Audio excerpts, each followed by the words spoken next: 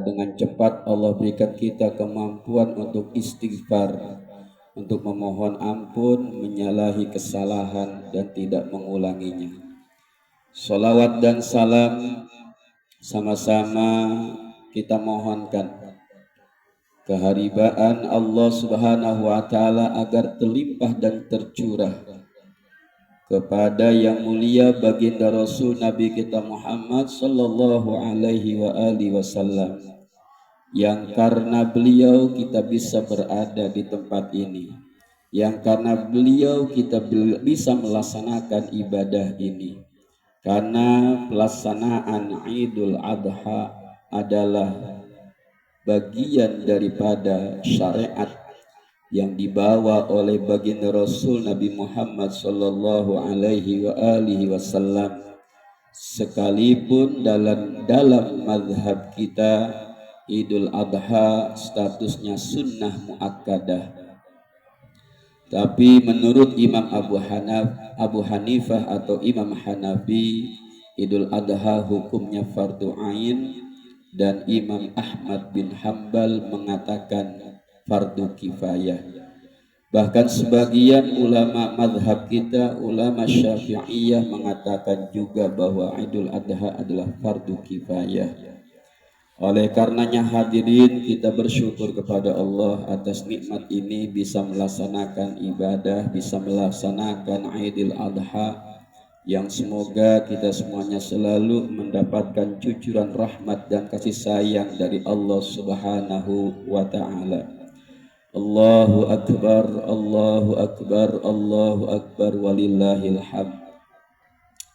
Bahwa ketika kita berada di hari raya Idul Kurban atau Idul Adha, maka kita tidak akan terlepas dari kisah yang melatar belakangi adanya kurban. Tidak terlepas dari satu contoh bagi kita semuanya yang ingin mendapatkan kasih sayang Allah Subhanahu wa ta'ala, dan selalu dikemukakan setiap Idul Adha bagaimana kesolehan dan ketakwaan ayah, ibu, dan putranya.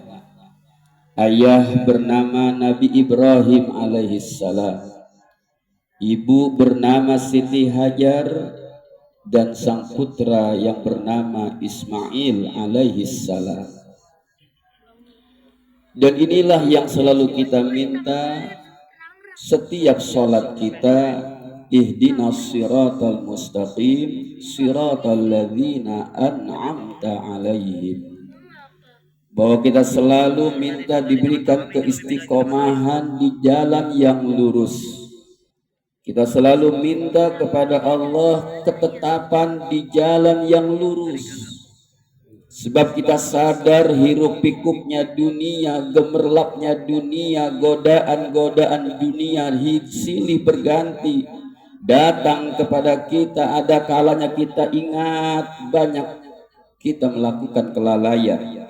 Ada saatnya kita semangat untuk taat, tapi juga terkadang kita enggan dan malas untuk melakukan taat, malah yang adalah maksiat.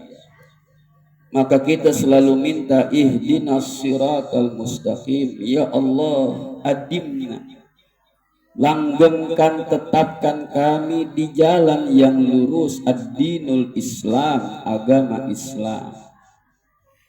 Yang kata Allah mengajarkan kepada kita jalan yang lurus adalah siratal ladzina an'amta alaihim, jalan orang-orang yang telah Engkau berikan nikmat kepada mereka, yaitu minan nabiyyin was-siddiqin wasyuhada was-salihin. Kita minta jalan yang lurus ini adalah jalannya para nabi, jalannya orang-orang saleh, jalannya orang-orang yang siap mengorbankan bukan hanya harta tapi nyawa untuk Allah Subhanahu wa ta'ala. dan alladzina an'amta alaihim, diantaranya adalah Nabi Ibrahim alaihissalam, Siti Hajar dan Nabi Ismail alaihi wa ala nabiyyina Muhammadin sallallahu alaihi wa alihi wasallam. Kesolehan yang selalu kita dengar kisahnya, ketakwaan yang selalu kita nikmati, keindahan bagaimana pengorbanan tiga orang yang luar biasa ini, sehingga Allah perintahkan kepada Nabi kita, summa auhayna ilaika anittabi' millata Ibrahim hanifa. Kita disuruh untuk mengikuti millah, ajaran dan syariat daripada Nabi Ibrahim alaihissalam, karena Nabi Ibrahim adalah sosok dan figur yang layak dan harus diikuti bagi siapapun yang mengharapkan rahmat dan ridha Allah subhanahu wa ta'ala. Allahu akbar, Allahu akbar, Allahu akbar, walillahil hamd. Hadirin kaum muslimin, hadirat kaum muslimat yang dimuliakan oleh Allah subhanahu wa ta'ala, kita kagum dengan keberhasilan seseorang, kita terpesona dengan kesuksesan seseorang, tapi kita tidak pernah melihat bagaimana perjalanan usaha dan pengorbanan yang ditempuh dan dijalani oleh orang-orang yang sukses dan berhasil. Kita hanya melihat bagaimana kemewahan yang ada, harta yang berlimpah. Kita tidak melihat bagaimana dia susah tidur memikirkan usahanya, banting tulang peras keringat untuk membesarkan perusahaannya. Kita hanya lihat tentang kekayaannya saja. Begitupun contoh-contoh yang lain. Kita menikmati bagaimana dahsyatnya Nabi Ibrahim alaihissalam. Saking dahsyatnya menjadi tuntunan buat kita setiap sholat.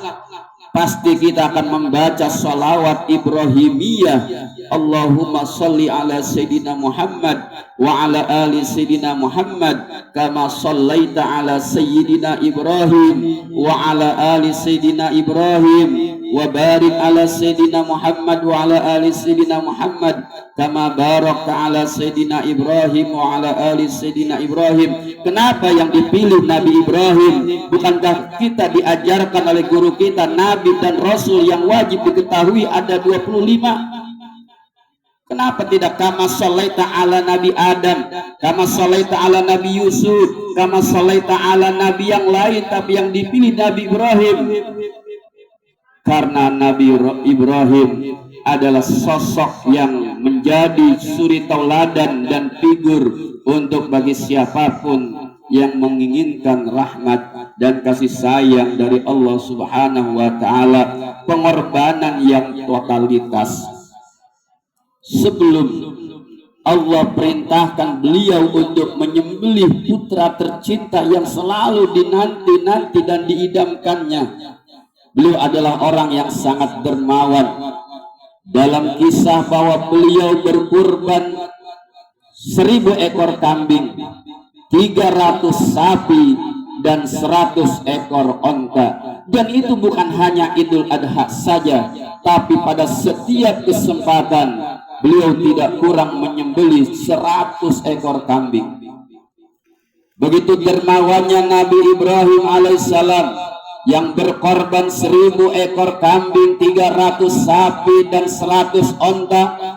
Bukan hanya penduduk bumi yang takjub, para malaikat pun takjub, merasa kagum dengan apa yang dilakukan oleh Nabi Ibrahim alaihissalam.